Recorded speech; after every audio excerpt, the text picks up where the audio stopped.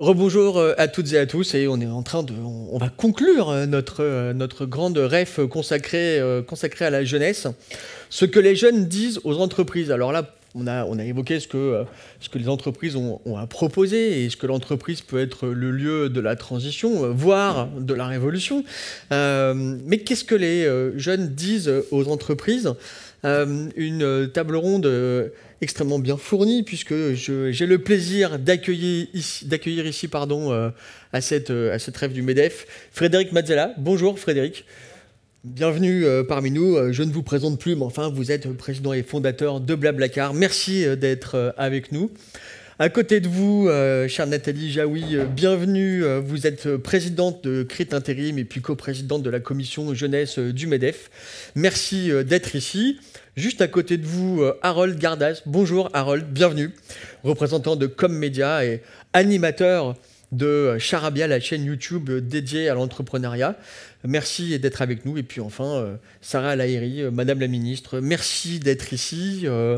Vous êtes secrétaire d'État chargée de la jeunesse et du SNU. Alors, vous allez devoir nous quitter dans pas très longtemps, mais on a un petit peu de temps pour discuter avec vous, car vous êtes auditionné à l'Assemblée et pas du tout sur la question des retraites. On a quand même assez peu parlé des retraites aujourd'hui, et je trouve que c'est quand même une très bonne nouvelle. Alors, je disais ce que les jeunes ont à dire à l'entreprise. Je vais quand même commencer par vous, chère Madame El-Haïry. Protocole oblige. Cette jeunesse de France, comment vous la sentez? Est-ce que vous la sentez prête à s'emparer de quelque chose dont on n'a pas non plus parlé aujourd'hui? C'est l'intérêt général. Est-ce qu'on est encore, quand on est jeune, soucieux d'intérêt général? Très sincèrement, moi, ce que je vois, et je le vois sur le terrain au quotidien, on a une jeunesse qui est extrêmement pleine d'énergie, pleine d'espoir, mais elle est très multiple et très diverse. Et il y a beaucoup trop de mythes. Enfin, tu vois, on pose les jeunes dans des mythes. Le mythe de les jeunes sont extrêmement sensibles à telle cause ou à telle cause. Ils ne veulent plus travailler, on l'entend. On l'entend, on le mesure même. Eh ben, je suis en désaccord. C'est pas une histoire qui ne veuille plus travailler. C'est la relation au travail qui est en train de changer. Et moi, ce que je vois, c'est une jeunesse qui est diverse, qui est plurielle, qui a des opportunités autant que de défis. Mais c'est une jeunesse à qui on demande beaucoup en ce moment. Parce qu'on a plein de défis. Défis climatiques, défis de paix, parce qu'il y a une génération qui a connu des menaces sur la paix. On voit les conséquences de la guerre en Ukraine, mais genre sur le quotidien démocratique. On a une jeunesse qui connaît aussi un défi démographique, avec, pour le coup, le débat sur les retraites, sans vouloir m'y attarder, mais je me suis dit que c'était l'occasion de revenir dessus. Mais si c'est pas vous qui en parlez, personne n'en parlera. Hein. Non, très sérieusement, l'erreur du plus gros des mythes, c'est de la mettre dans une case en disant c'est une tranche d'âge, de tel âge à tel âge. En réalité, on peut avoir 18 ans en étant jeune parent, on peut être jeune rural, jeune isolé, jeune en alternance, jeune en situation plutôt de réussite à capital social plus ou moins élevé. Il faut la regarder dans sa diversité, et c'est une transition, dans un moment où plusieurs transitions se font. Vous dites qu'on attend beaucoup d'elle, mais désolé, mais elle réclame aussi beaucoup cette jeunesse. Donc elle récolte peut-être aussi ce qu'elle sème, c'est-à-dire elle veut des responsabilités, elle veut prendre la parole, et donc il y a ce dialogue avec la société. Elle veut prendre la parole et elle la prend. Sauf qu'elle ne la prend pas dans le cadre qu'on connaît habituellement. Et c'est là où ça bouscule... Là, ça nous perturbe un peu. Exactement, c'est là où ça bouscule les cadres et les codes. Aujourd'hui, l'intérêt général, on l'a beaucoup pensé comme un engagement collectif exclusivement. Cette génération, elle conjugue engagement personnel, individuel et engagement collectif. Et ce n'est pas antinomique. Et donc, si on sort du jugement moral ou moralisateur de dire tel engagement est bien parce qu'il sert l'intérêt général ou celui-ci est moins bien parce qu'il ne sert pas l'intérêt général, on se trompe, mais surtout, on la juge. Moi, mon job, ma mission au quotidien, c'est de permettre que chacun des jeunes considère que son engagement, quelle que soit la cause qu'il porte, quelle que soit la forme de son engagement, serve un intérêt général, celui qui est commun ou collectif, mais sans les hiérarchiser. Et c'est là où c'est une mission qui est assez nouvelle. Ils ne sont plus exclusivement à la recherche de sens, ils sont à la recherche de sens et d'utilité. C'est des doueurs. Et donc c'est facile de dire, aujourd'hui on a 1 jeune sur 2 qui donne du temps bénévole dans les associations. C'est pas rien. On a 2 tiers des jeunes qui sont prêts à quitter leur job, leur entreprise, pour un job plus précaire, mais avec plus de sens ou plus d'utilité. Et donc, notre mission, en tout cas, c'est comme ça que je vois cette jeunesse, c'est de ne plus faire du prêt à consommer.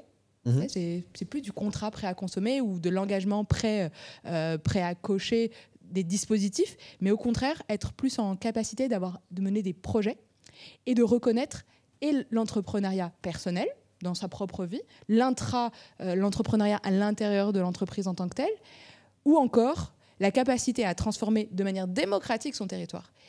Et ça demande quand même de faire un pas de côté, parce qu'aujourd'hui, même si dans le débat, et on en parlait sur la question environnementale, le débat, c'est comment on fait pour que cette jeunesse ait conscience de la capacité d'agir de notre pays, de l'Europe. Au quotidien, ils font des marches, ils créent des entreprises qui transforment, et leur attendu est plus fin parce qu'ils sont extrêmement éclairés. Et c'est là où moi je vois une jeunesse très forte, très résiliente, et qui fait des choses que je pense que les anciens n'auraient jamais fait.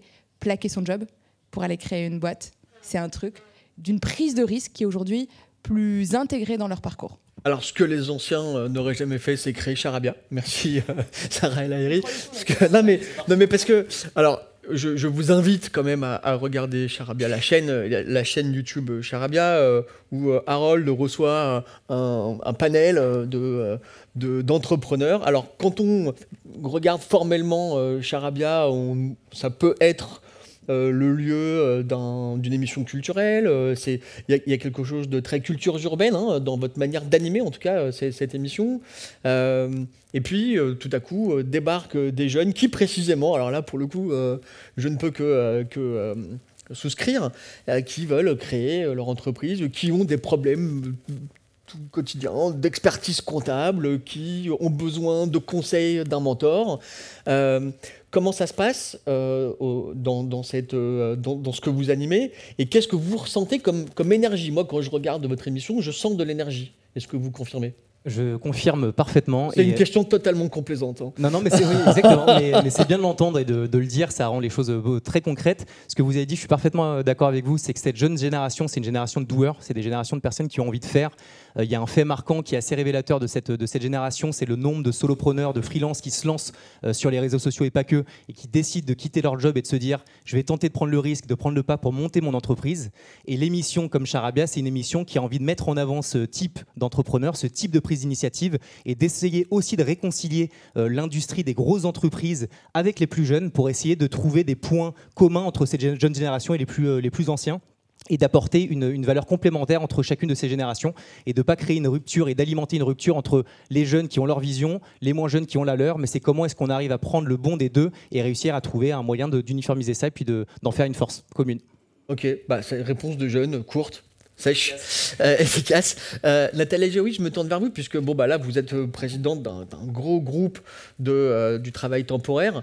On était sur la question essentielle, qu'est-ce que les jeunes disent aux entreprises, mais qu'est-ce qu'ils vous disent? Et encore une fois, on l'a beaucoup rappelé aujourd'hui, donc je pense que de ce point de vue-là, on a fait notre taf. Il n'y a pas que des jeunes sortis des grandes écoles, des centres-villes, mais aussi des jeunes cols bleus. Est-ce que ce qu'ils ont à vous dire est de même nature que les jeunes cols blancs? Alors c'est vrai qu'on a entendu beaucoup de choses très intéressantes. On arrive à la fin, je crois. Et moi, j'ai été assez étonnée de m'apercevoir qu'en fait, on a très vite, et c'est bien normal parce que c'est une préoccupation majeure, mais quand même, tourné exclusivement autour de l'environnement quand même. Et parce que c'est bientôt la fin du monde. Parce que c'est la fin du monde bientôt, c'est ça. Mais en revanche, il y a quand même un certain nombre de jeunes qui effectivement sont dans des préoccupations quotidiennes, qui sont moins effectivement celles de la fin du monde que l'on peut réfléchir, repenser, analyser, et sur lesquelles effectivement il y a beaucoup de choses à dire et qu'on essaie ensuite de mettre en place, et ça passe par une réflexion, ensuite par une législation sans doute aussi, et c'est ce qui se passe aujourd'hui, parce que l'État est aussi très partie prenante sur le sujet. Il va laisser dire que c'est pas le cas, parce qu'on a des contraintes en tant qu'entrepreneur qui sont extrêmement fortes. On court depuis des années derrière des contraintes à mettre en place, et c'est une réalité. Donc il n'y a pas une opposition totale entre les jeunes, un monde qui le ferait, qui serait celui de demain, une jeunesse qui sortirait de nulle part, et puis tout d'un coup, nous, les anciens et les anciennes générations, c'est pas le cas en fait. Vous seriez les deux pieds sur le frein, en train de dire voilà, pourvu que ça se calme. Voilà, c'est ça. Sauf que c'est un peu plus complexe, il y a un peu plus de contraintes, effectivement, pour pouvoir le mettre en place, c'est clair et net.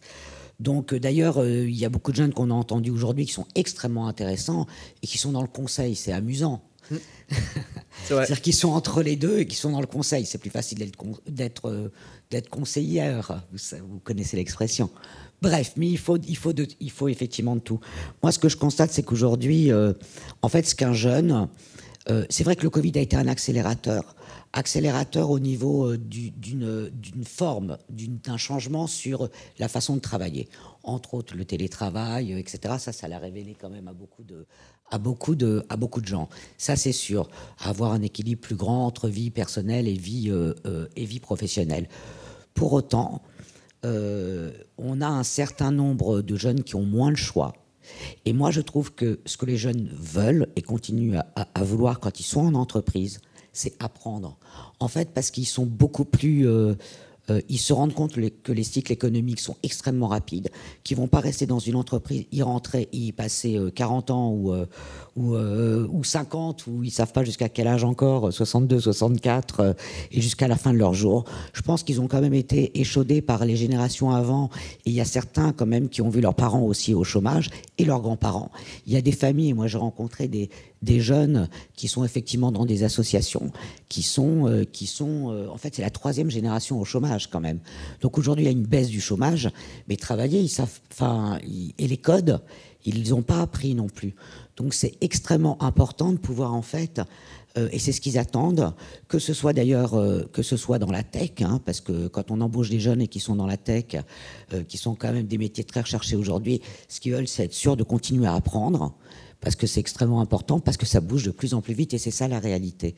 Mais idem dans les professions qui sont moins qualifiées, l'objectif c'est d'apprendre. Donc ça change complètement le management. Ils attendent de leurs managers que les managers et que les entreprises puissent leur apprendre des choses, ils donnent en échange leur énergie, leur jeunesse, leur créativité. Mais effectivement, ils ont une exigence. Et c'est étonnant parce que, en fait, ils sont dans la gestion propre de leur carrière. C'est-à-dire qu'en même temps, ils ont tout à fait conscience du collectif, de l'environnement, du rôle qu'ils ont à jouer.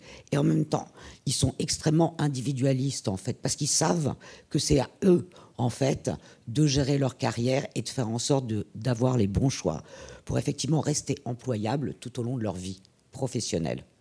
On les accuse parfois d'ailleurs d'être des mercenaires, mais enfin, ils se défendent eux-mêmes et ils ont besoin aussi de muscler leurs propres compétences dans une société qui est, en fait, vous le disiez, très compétitive. Et qui bouge très vite.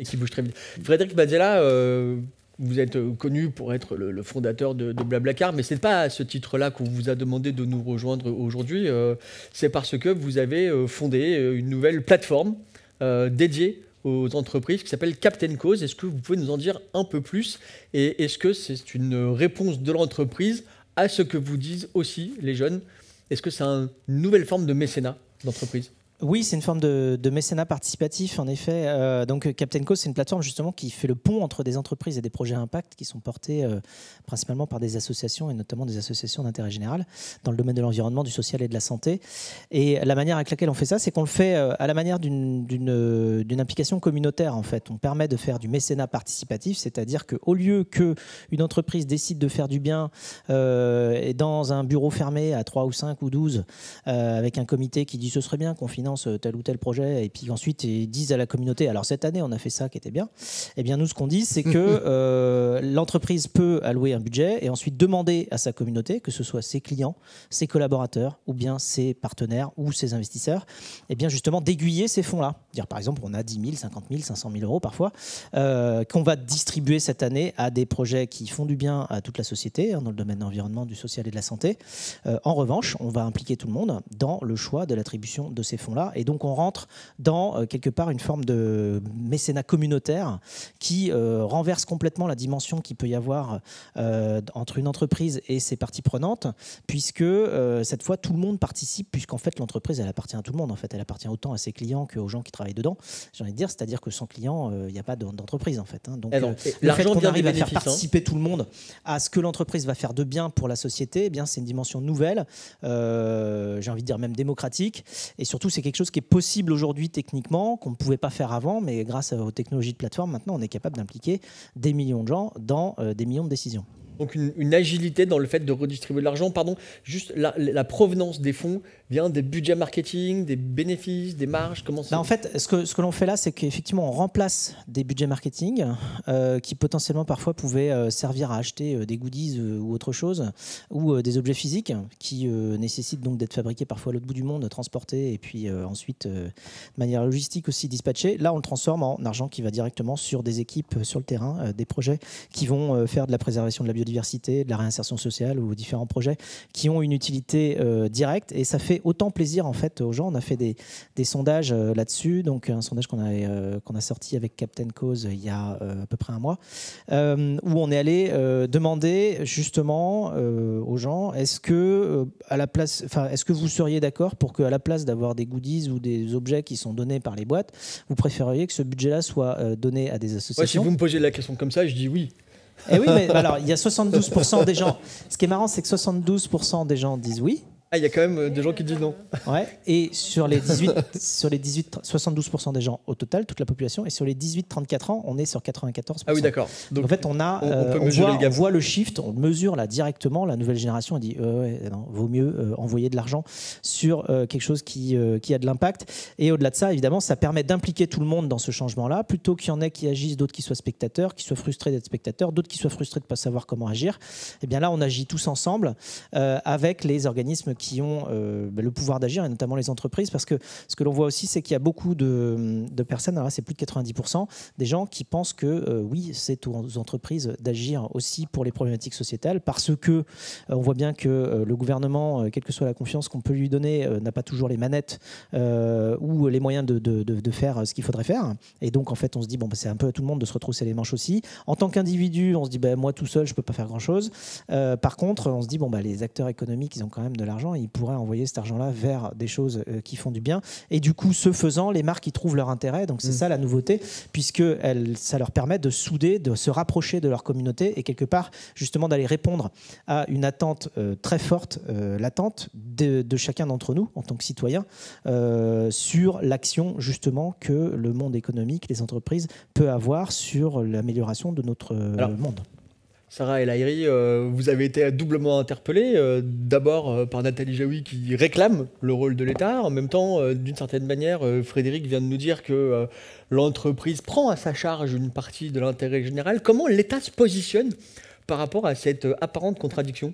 Une grande phrase qui disait que l'État ne peut pas tout, et on peut rajouter l'État ne doit pas tout, en fait, parce qu'il ne sait pas tout bien faire. S'il avait dit l'État ne doit pas tout, je pense qu'il aurait encore plus perdu. Hein. Non, mais je peux aller au bout de la réflexion pour une raison toute simple. C'est qu'il y a plein de sujets, et pour le coup, celles qui sont au cœur de mon quotidien, par exemple l'éducation, c'est une chaîne. C'est une chaîne de responsabilité, mais c'est une chaîne d'action. Et donc, typiquement, l'école, elle doit permettre d'avoir les fondamentaux, ce qu'on appelle les hard, de savoir à lire, écrire, dans un cadre bienveillant, permettre à tout le monde de réussir. Mais en réalité, on sait très bien que pour réussir ça, il faut accompagner les parents, il faut être accompagné par les structures associatives qui doivent permettre le développement de l'éducation informelle. Et en réalité, ça ne fonctionne que si l'entreprise est au bout de la chaîne. Parce que, et je donne qu'un exemple, en restant volontairement sur les questions de l'éducation. L'apprentissage, le stage de 3e, la question de l'inclusion, les apprentissages en réalité... des compétences transversales qui sont des éléments d'employabilité et donc des éléments permettant en réalité aux jeunes de s'adapter au fur et à mesure que la société se transforme et va vite. Donc je suis très à l'aise moi avec ça. D'ailleurs, dans mon ministère, moi au quotidien, je porte par exemple un projet qui me tient énormément à cœur qui s'appelle Un jeune, un mentor. Un jeune, un mentor, c'est quoi ? C'est l'État qui met une sorte d'accélérateur de moyens financiers qui accompagne la structuration d'un écosystème, donc un collectif mentorat, qui met des moyens financiers pour le faire. Mais c'est pas l'État qui décrète les mentors. Par contre, l'État, il peut mettre en connexion. Et c'est pour ça que je voulais saluer l'engagement, pour le coup, du MEDEF et de la Commission Jeunesse en particulier. Parce que pour aller chercher ces mentors, en réalité, il faut des entrepreneurs qui croient à l'intergénérationnel et qui croient à la question de la transmission. À l'inverse, moi, mon job, avec les associations, c'est d'aller chercher les jeunes les plus éloignés de ces dispositifs-là et de ces projets-là. À l'inverse, on a des jeunes, et pour le coup, qui étaient éloignés de la question de l'apprentissage. Nous, on peut faire les plus grandes transformations législatives, les plus grands moyens financiers pour soutenir. S'il n'y a pas les entrepreneurs pour les accueillir, ça ne se passe pas. Et donc, si on est dans une relation de confiance, et c'est là où moi je pense qu'il y a des parties prenantes dans notre pays et que chacune doit prendre sa part, sans autocensure Et c'est là où l'entrepreneuriat des jeunes aujourd'hui, moi je le trouve assez énergisant dans le sens où il n'y a plus de secteur interdit. Je vous donne un exemple très récent. Aujourd'hui, on voit des jeunes créer des banques, aller sur le monde de l'assurance, aller sur la fintech. En fait, il n'y a plus de sujet de tabou. Et c'est là où il y a quelque chose qui se passe d'intéressant. On imaginait que c'était des secteurs qui étaient fermés ou dont le ticket d'entrée était élevé. Notre mission, ma mission, c'est de donner les moyens, en tout cas au monde éducatif, à ceux qui accompagnent les jeunes, de leur dire c'est possible avec des étapes. Après l'État-providence, un peu l'État mentor. Accompagnateur en tout cas. Booster, incubateur si on veut. Mais dans le fond, l'État, il doit permettre de garantir l'accès à l'éducation, d'accompagner les plus en difficulté. J'ai vu qu'en arrivant, il y avait une plaquette sur le contrat d'engagement jeune. Ça, c'est le job. Le contrat d'engagement jeune, c'est le fait de dire à un jeune, c'est la relation au travail. Parce que Nam Jamoul disait, aujourd'hui, on a des générations qui, pour le coup, n'ont pas connu des parents qui travaillent. Et donc, du coup, dans un monde où le marché du travail et quand même tend vers le plein emploi, où on a un taux de chômage le plus bas des jeunes, l'opportunité, elle existe. Par contre, pour avoir les codes et être en adéquation, là, c'est plus dur. Et le contrat d'engagement jeune, c'est une mesure qui est portée très largement par le gouvernement, comme le mentorat ou comme l'apprentissage. 800 000, on va chercher le million. Ça, c'est challengeant. Ça, là, on dit chiche. Mais chiche avec les partenaires. On va pouvoir concurrencer nos amis allemands qui étaient les champions d'Europe de l'apprentissage. Je suis convaincu qu'on peut aller plus loin. Harold, vous qui les voyez, attention aux promesses que vous préférez. Tout le monde a bien noté. J'ai la conviction qu'on peut aller plus loin sur les questions. C'est mieux. Harold, vous qui les voyez défiler dans votre studio, est-ce que vous diriez qu'on a acquis une certaine forme de maturité vis-à-vis d'une jeunesse entrepreneuriale dont on pouvait dire qu'elle était la championne de la Startup Nation et puis finalement il y a eu une forme peut-être de normalisation. Et puis aujourd'hui, comme le disait Madame la Ministre, le ticket d'entrée n'est plus un problème. Chacun vient prendre sa part. Est-ce qu'il y a eu une modification des mentalités, notamment grâce à un individu ici présent qui a beaucoup incarné cette Startup Nation, cher Frédéric. Cette nouvelle mentalité jeune, vous la mesurez, vous la sentez ? Bah écoutez, chez nous, chez Com, on est une petite cinquantaine, on est encore jeune, on a 3 ans, mais on a une moyenne d'âge qui est très jeune, on est aux alentours de 26 ans. Donc je me rends compte des attentes qu'ont les jeunes au sein de la structure.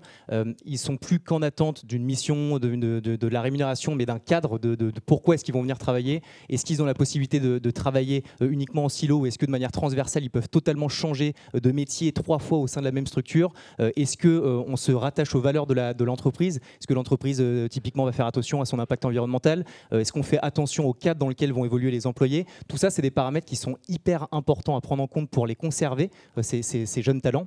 Et surtout que c'est une génération qui aime prendre des risques. Encore une fois, le nombre d'explosions de freelance et d'auto-entrepreneurs révèle cette mentalité de je veux tenter de faire des choses, je suis un doer et j'ai besoin de responsabilité pour ça.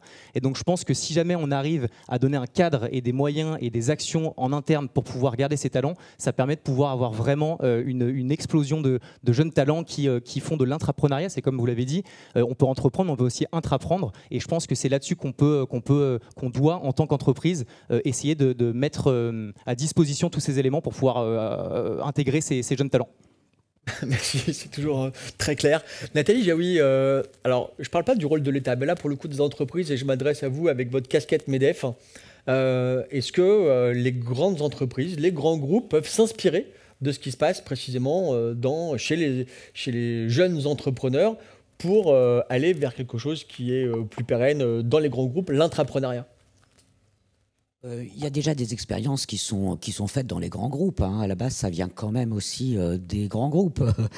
La RSE, les contraintes. Non, mais elles viennent quand même. Elles sont tirées par les grands groupes. Il faut le dire, quoi, parce que c'est pas non plus simplement. Non, mais il y a une forme d'avant-garde, d'aiguillon. Si vous voulez, il y a une espèce de déclinaison, quoi. C'est-à-dire que ce sont les premiers à avoir les moyens de pouvoir le mettre en place, de travailler dessus. Ils font travailler quand même énormément d'entreprises plus petites, etc., etc. Je dirais, ils représentent des sommes qui sont considérables. Alors les initiatives personnelles, individuelles, propres des jeunes et tout, c'est super, c'est génial. Mais en le replaçant dans le contexte, si vous voulez, global, aujourd'hui, voilà, le CAC 40 reste le CAC 40, quoi. Enfin, en création de richesse, c'est quand même le cas, si vous voulez. Maintenant, c'est vrai qu'on est au MEDEF, qu'il y a aussi énormément d'entreprises, des entreprises moyennes, des entreprises familiales. Et d'ailleurs, Geoffroy Roux de Bézieux a ouvert quand même aussi l'introduction de cet événement sur ce sujet-là et sur le fait, effectivement, de cette préoccupation de quid de la suite, comment une entreprise et les entreprises de taille plus modeste peuvent effectivement, et entre autres familiales bien évidemment, peuvent en fait intégrer les contraintes nouvelles qui sont de plus en plus fortes, qui bougent de plus en plus, parce que tout le monde ne fait pas de la tech. Enfin, je veux dire, il y en a qui font de la culture je sais pas moi, d'escargot. J'ai vu ça hier. Voilà, donc si vous voulez, et cela, la tech, vous voyez, c'est important. Ou de la menuiserie, et c'est important de le conserver aussi. Donc, ou de la fin, exactement. Donc, si vous voulez, voilà, il faut quand même voir toute la diversité aussi. Elle est extrêmement importante. Et voilà, et il y a une inertie au changement, soit de la part de tout le monde, mais en même temps, tout le monde y vient et on ne peut pas dire que les grandes entreprises ne soient pas source. Et je parle pas pour moi et de CRIT parce qu'on est en taille intermédiaire. Mais qu'elles ne sont pas quand même, évidemment, elles ont changé de façon vertigineuse. Mais il ne faut pas oublier qu'il y a des contraintes qui ne sont pas les mêmes dans le monde entier non plus. Alors, vous parlez de contraintes, mais il y a aussi de plus en plus en ce moment ce grand débat sur la réindustrialisation, sur le rapatriement aussi de vieilles compétences qui ne sont pas seulement des compétences tech ou soft. Comment vous vous situez peut-être, Frédéric, je peux vous poser la question à vous, sur ces enjeux peut-être de souveraineté économique et comment toucher finalement une classe d'âge dans son ensemble? Alors, il y a plusieurs sujets. Alors, la question, là, quand même, elle est super large. Alors, commençons par la réindustrialisation. Réindustrialisation, moi, j'ai pas forcément grand-chose à dire dans la mesure où, de toute manière, Blablacar, on l'a créé en France, c'est une boîte française, on est présent dans 22 pays. Ouais, et donc vous n'avez pas besoin le cœur du rapatrier. réacteur, justement, de la construction de la technologie de Blablacar, il est en France. Voilà, donc c'est qui n'est pas le cas, du coup, par contre, de 90% des services, notamment Internet, qu'on utilise, qui viennent en grande partie de l'autre côté de l'Atlantique. Donc, en fait, la problématique, c'est déjà de réussir à aller créer des champions dans la technologie qui démarre en France et en Europe, et de manière à avoir une technologie qui est ici. Parce qu'après, quand on veut aller ensuite réguler, mais que les technologies elles viennent d'ailleurs, c'est assez compliqué. C'est un peu comme si vous étiez dans les gradins d'une course, je sais pas, hippique, et que vous dites non mais il faudrait changer les règles. Tu dis oui, il est où ton cheval? On n'en a pas nous, mais quand même on aimerait bien changer les règles. Tu dis oui, bon, quand tu auras un cheval, tu pourras peut-être changer les règles. Mais enfin, tu vois, pour l'instant, t'as pas de cheval. D'abord on crée son cheval, on monte dessus et ensuite on peut parler. Voilà, et ensuite on peut éventuellement parler. Donc là, c'est pas le cas aujourd'hui. Malheureusement, il n'y a pas une boîte comparable à un GAFAM qui existe en Europe. Il n'y en a pas une. La plus grosse, à la limite, dans la tech, ça va être SAP, dont le centre du monde, c'est Waldorf. Mais, et voilà. Mais après, on n'a pas de grosses boîtes comme ça. Donc ça, c'est une grosse lacune, évidemment, de notre écosystème. C'est aussi lié, possiblement, à ce qu'on a voulu mettre en place en étant extrêmement bon élève, avec toutes les lois antitrust ne permettant pas à des acteurs européens de devenir leaders européens. On a dit, attention, tu vas devenir leader européen. Enfin, les Américains ne se sont pas empêchés de créer des leaders américains, des leaders mondiaux. Ils ont dit, oh, c'est très bien, c'est très très bien. Nous, on a dit, non, il ne faut pas. Oui, mais résultat, on n'en a pas. Donc ça, c'est super. Et puis alors en plus, ils ne peuvent pas compétir au niveau international. Parce qu'il y a aussi autre chose. Enfin, en termes de souveraineté, on a aussi, nous, encore une fois, été des très très bons élèves dans la théorie de permettre à tout le monde et la libre concurrence et de tout, à tel point que les Américains, eux, ils achètent américains, les Chinois, ils achètent chinois, et les Européens achètent américains et chinois. C'est super. Alors qui achète européen? Du coup, après 20 ans plus tard, on se retrouve à dire c'est bizarre, il n'y a pas beaucoup de... Mais on est dans un moment un peu de réveil par rapport à ça. Ah oui, là, on a été naïf pendant 20 ans, je pense qu'il faut que ça cesse. Ouais. Donc ça c'est une chose déjà de voir que pour construire un écosystème notamment puissant dans le domaine de la tech, il faut aussi le nourrir. Il ne faut pas juste se dire c'est super d'acheter des technologies qui viennent d'ailleurs. Donc parce que les autres zones géographiques n'ont pas joué la même partition que nous sur les 20 dernières années. En fait, faut quand même le regarder. Donc voilà. Donc là, 20 ans plus tard, on déroule le film. Là, il est en train de se passer la même chose avec l'intelligence artificielle. Je ne sais pas si vous avez vu les montants qui sont investis sur l'intelligence artificielle. On est encore en train de constater le combat des titans là, avec ChatGPT d'un côté, donc Microsoft entre autres, et de l'autre côté Google qui répond là hier sur l'IA. Nous on est là, on regarde le match de tennis quoi. On est encore dans les gradins quoi. Alors comment on fait pour être sur le terrain? Faut savoir investir. Je m'attendais pas à ce que le débat bifurque comme ça, mais puisqu'il va vers là, je l'accompagne doucement. Et il faut savoir financer l'innovation, il faut avoir un état d'esprit innovant aussi. Ouais. Il faut savoir aussi racheter les startups. Je vais vous donner un autre exemple, les GAFAM. Si vous prenez les 5 GAFAM, à L5, ces sociétés ont racheté à peu près 1000 sociétés sur les 10 dernières années. 1000, ça fait 200 par acteur. D'accord ? Ils achètent tout. C'est des grosses usines à M&A. Ces grosses boîtes-là. Elles ont compris que la plupart de leur innovation venait justement des rachats. Alors évidemment, ils se plantent. Enfin, des fois, Meta, Facebook rachètent WhatsApp, rachètent Instagram. Google, Android, ils ne l'ont pas créé, ils l'ont acheté. Leur AdWords, qui leur fait tout leur argent, ils ne l'ont pas créé, ils l'ont acheté. Waze, ils ne l'ont pas créé, ils l'ont acheté. Google Photos, ils ne l'ont pas créé, ils l'ont acheté. Enfin, voilà, la liste, elle est longue. Ces groupes-là, c'est des groupes qui savent faire du M&A, qui savent intégrer des startups et donc qui nourrissent tout l'écosystème de startups parce qu'elles savent acheter. Alors après, on parle du CAC 40. Je ne vois pas de boîte du CAC 40 qui aujourd'hui savent vraiment faire ça. Alors, on est complètement en retard sur cet état d'esprit-là de comprendre qu'une grosse partie de l'innovation doit venir justement des startups et qu'il faut être capable de les racheter, de les intégrer, de les faire grandir. Harold, je me permets, excusez-moi Frédéric, mais est-ce que c'est quelque chose qui est présent ça dans l'état d'esprit? Alors, on n'a pas le droit de dire mindset sur votre plateau, parce que ça, c'est du charabia. Je voulais dire que ça me...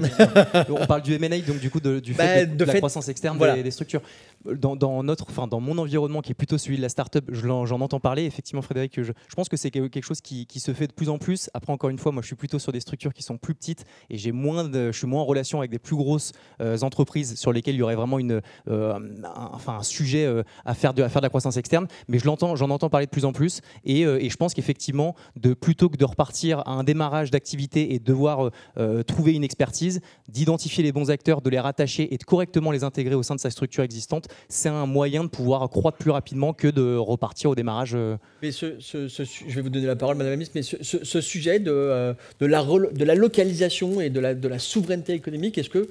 Parce qu'on a beaucoup parlé d'impact, on a parlé de questions sociétales, mais on n'a pas tant parlé de concurrence mondiale, et c'est peut-être un tort, mais allons-y maintenant. Est-ce que c'est quelque chose qui est à l'esprit des jeunes entrepreneurs français? Oui, clairement, et j'ai quand même le sentiment qu'il y a de plus en plus d'activités qui reviennent sur les activités du terroir, là, de ce qui se fait à la main. Moi, j'ai plein d'amis entrepreneurs qui se mettent à se lancer sur ce type d'industrie plutôt que de repartir sur des boîtes tech, SaaS, etc. Donc, j'ai le sentiment que dans mon environnement, c'est quelque chose que les gens ont en tête et que ça, a priori, dans les prochaines années, continuera à grossir ou à évoluer. En tout cas, c'est ce que j'ai en tête. Je ne sais pas si vous partagez le même avis sur ça, mais c'est ce que moi, je vois. Comme il est journaliste aussi, il vous pose aussi la question. Je vais le laisser faire. C'est une très belle transition parce qu'en réalité, faut pas opposer les mondes. Évidemment qu'il y a la question des rachats, de l'IA, des GAFA, bien sûr. Évidemment. Et au quotidien, on a aussi des territoires où il y a des TPE et des PME qui ont besoin de reprise et de repreneurs. Et c'est là où l'entrepreneuriat, je pense, français, il peut répondre à ce besoin de souveraineté retrouvée, alors avec des industries lourdes pour certaines. Et c'est clair, on a besoin de pharma, on a besoin de médicaments, on a besoin de souveraineté énergétique. Et ça, ça ne se décrète pas. Ça se bâtit, ça se construit, ça se planifie. Et c'est du lourd, c'est vrai. Ça ne veut pas dire qu'il ne faut pas être au rendez-vous de la grande bagarre des nouvelles technologies et des outils qui créent de la valeur, sans pour autant, tout à l'heure je parlais de hiérarchie des causes. C'est pas anodin. Sans pour autant oublier que, typiquement, moi je viens de Nantes, dans mon département, il se trouve que 80% des entreprises, dans les 10 prochaines années, des TPE-PME ont besoin d'un repreneur. Qui vont être les repreneurs de demain? Qui va être demain le patron de ma boîte de BTP? Qui va être demain le patron du boucher, du boulanger? Enfin, bref, de ces TPE et des PME qui font le maillage territorial de nos territoires. Et moi, mon job, pour le coup, c'est de permettre à ces génies de l'entrepreneuriat, à ces startups de construire et de pousser leur excellence française au maximum et peut-être de faire évoluer les législations, ça c'est clair. Je pense qu'aujourd'hui, on arrive à un degré où on en voit aussi les fruits et les conséquences pour être assez objective, et en même temps donner les moyens d'un rachat, d'une transmission d'entreprise, de gérer l'intergénérationnel, parce qu'on entend beaucoup dans le débat actuel, je galère à recruter des jeunes. Oui, faut en recruter, d'accord, mais en fait, il faut garder ceux qui sont dedans aussi. Donc en fait, c'est la conjugaison des deux, c'est la gestion du flux et du stock. Et pour autant, on a une question très, très objective de relation au monde bancaire.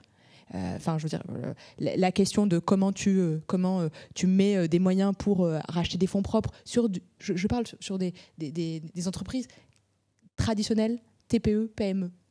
Et demain, si on crée cette éducation à l'entrepreneuriat, on sera à la hauteur peut-être de toutes ces startups d'IA qui seront finalement de la croissance externe française. On sera à la hauteur aussi du maillage de notre territoire et donc de l'absence de fractures qu'on voit et dont on paye d'autres conséquences. Et ces conséquences, elles sont sociétales. Mais ça passe, en tout cas, je ne suis pas obsessionnelle sur le sujet, mais ça passe par la culture et l'éducation de l'entrepreneuriat tout au long de sa vie, et quelles que soient les formes, du coup, ou de l'industrie ou de l'économie. Mais je suis désolée, mais c'est encore des maillons. T'es tiré par les gros, mais ça ne veut pas dire qu'il ne faut pas faire attention que chacun de ces acteurs est bien présent et bien là. Et ça va des questions de nos producteurs, des cantines, du BTP, au service. Et pour le coup, il n'y a pas de jugement quand tu dis ça. Frédéric, vous avez jeté un pavé dans la mare. Vous avez un truc à répondre à ça? Parce que sinon, j'avais une question pour Nathalie. Non, je pense que, on a compris le problème. Voilà, il y a une histoire d'état d'esprit, mais aussi une histoire de culture économique, tout simplement, au sein de la France. Hein. Enfin, je veux dire, on s'en rend compte. Moi, j'ai passé pas mal de temps aux États-Unis. Bon, tous les Américains savent ce que c'est que le business. En France, on a une éducation économique qui est assez faible, en fait, globalement, une exposition assez faible, à tel point que on a aussi on n'a pas besoin de comprendre comment marche un business pour travailler dedans. Et ça, c'est aussi un problème, parce qu'après, on a plein de collaborateurs qui, potentiellement, dans certaines structures, n'ont jamais été exposés aux enjeux économiques, de comprendre que de toute façon, une boîte, elle tourne quand elle rentre de l'argent plus que ce qu'elle sort. Enfin, c'est juste basique. Et du coup, qui a des revendications qui, parfois, peuvent justement ne pas être compatibles avec ce que l'entreprise est tout simplement capable de fournir en vivant. Nathalie? Oui, mais on a la culture. Super. Et c'est pas rien. Non, mais on a peut-être besoin de rôle modèles comme Frédéric, qui, voilà, vous avez clairement été à un moment donné un vrai un pôle d'attractivité, en tout cas pour des jeunes qui voulaient se lancer. Et pour le coup, je parle sous votre contrôle, mais d'un point de vue business, ça va. Je veux dire, ça s'est bien passé. Ouais, mais c'est parce que j'ai passé. En fait, moi, si on prend mon cursus, j'ai fait des études très scientifiques. Hein, donc, j'ai fait maths sup, maths p. Après, j'ai fait normal sup en physique. Donc, j'étais parti sur quelque chose d'extrêmement, quand même, dur en sciences. Hein, dans le sens, pour potentiellement être chercheur ou, voilà. C'est réussi. Voilà. Et donc après, je me suis cogné la tête sur Einstein. J'ai compris que quand la moitié des cours en physique à Normal Sup parlent d'Einstein sur 3 papiers qu'il a publiés en 1905, dans lesquels il a révolutionné l'énergie, la lumière, la matière, et à peu près tout ce qui existe. Vous avez préféré bifurquer. Je me suis dit, là, non, mais c'est vrai, c'est grâce à lui que j'ai fait autre chose, hein, parce que je me suis dit... nous on était là à se gratter la tête sur le truc, à comprendre ses équations. Il y a 100 ans plus tard, à encore déchiffrer ce qu'il a pu raconter. Mais il n'a pas créé Blablacar, par contre. Non, voilà, du coup, ça c'est moi. Et donc, du coup, je me suis dit, vaut mieux attendre le prochain Einstein là, pour révolutionner le truc, parce que là, on est 5000 sur le truc, on va amener un petit gravier à la montagne. Mais enfin, le prochain Einstein qui arrive, il va nous débroussailler le truc comme 15 000 chercheurs. Ouais. Bref, donc je suis parti faire autre chose. Je suis parti à Stanford étudier l'informatique. Et donc, dans la Silicon Valley. Non, mais aussi parce que j'étais très attiré par ce domaine-là. L'automatisation, c'est fascinant en fait, hein, d'être capable d'avoir une idée, de la coder et puis ensuite de la déployer et que ça tourne des millions de fois tout seul. Enfin, c'est magique quand même comme truc. C'est une intelligence ou une configuration déployée à l'échelle, enfin at scale, hein, comme disent les Américains. Et ça, c'est assez fascinant comme concept quand on a la bonne idée pour justement aller la déployer. Et c'est véritablement quand même à Stanford que j'ai fait mon éducation business alors que je faisais des études d'informatique. J'ai fait un Master's de Computer Science à Stanford. Je bossais pour la NASA à l'époque en même temps. Et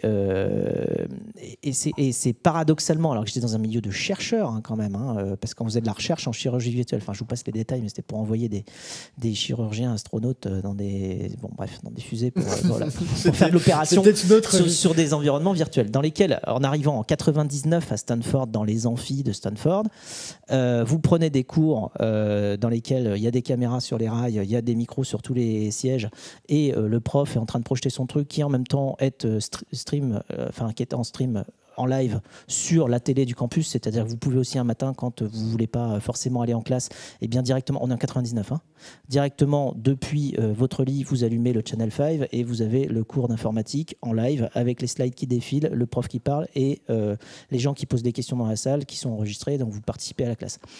Et en même temps, évidemment, en live sur la page du site du cours, vous avez tous les éléments et tous les printouts si vous voulez les regarder. Un discours extrêmement atlantiste, cher Frédéric. Non mais du coup, on est en 99. Ouais. D'accord ? On n'a pas encore ça aujourd'hui, 23 ans plus tard, en France. Donc déjà, on se rend compte qu'ils sont quand même devant, hein, largement.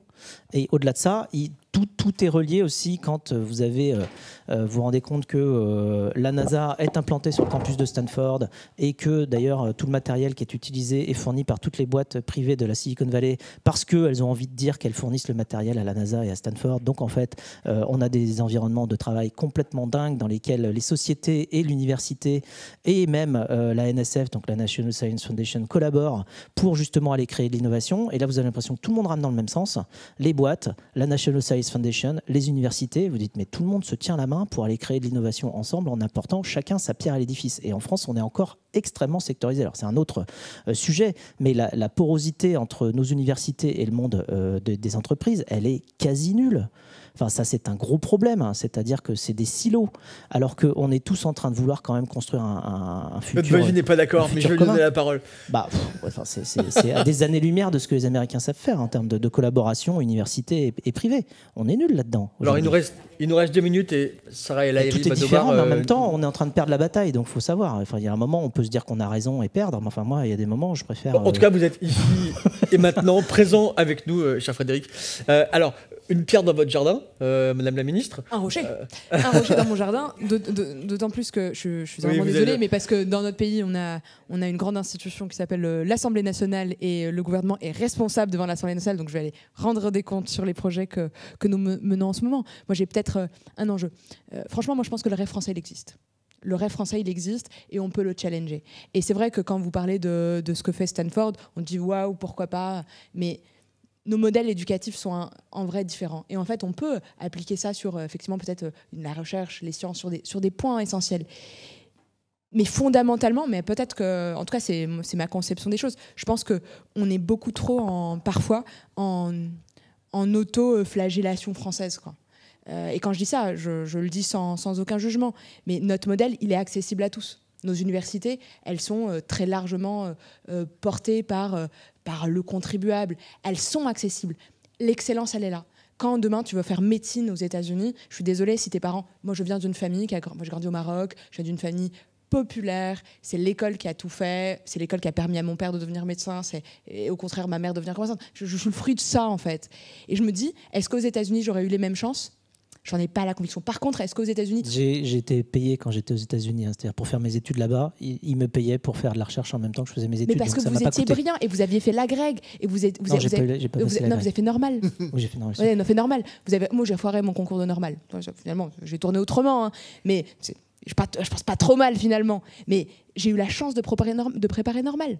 Et je pense que si on n'avait pas ces prépas publiques, gratuites, ces grandes écoles scientifiques, littéraires dans notre pays, qui portent peut-être une démocratisation de l'accès à l'excellence française, bah, ce serait pas le même pays.